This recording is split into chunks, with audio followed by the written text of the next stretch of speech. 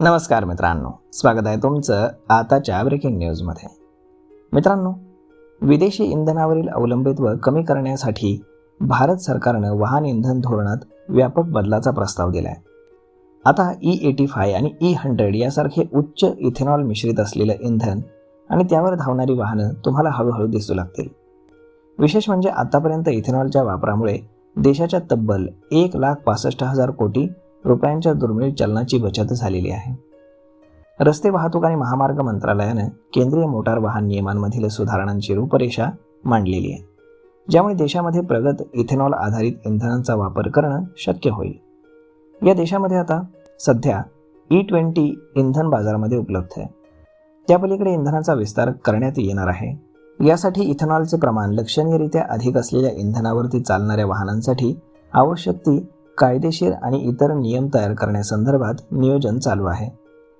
या बदलामुळे E85 हे तब्बल 85% इथेनॉल मिश्रित पेट्रोल उपलब्ध असेल, तर E100 मध्ये जवळपास शुद्ध इथेनॉल असेल. यामुळे वाहनांना जवळपास इथेनॉलवरती चालवणं शक्य होणार आहे.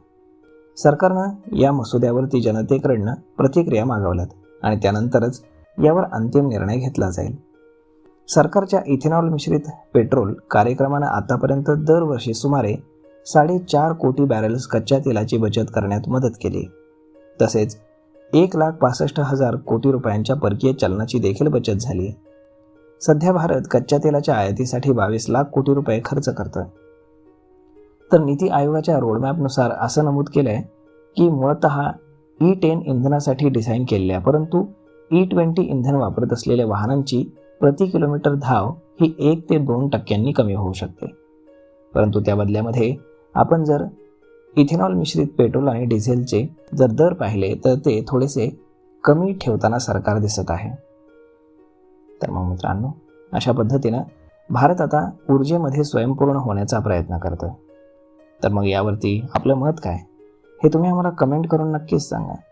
आणि जर हा व्हिडिओ तुम्हाला आवडला असेल तर आपल्या जवळच्या मित्रमंडळींसोबत देखील हा व्हिडिओ तुम्ही शेअर करायला विसरू नका.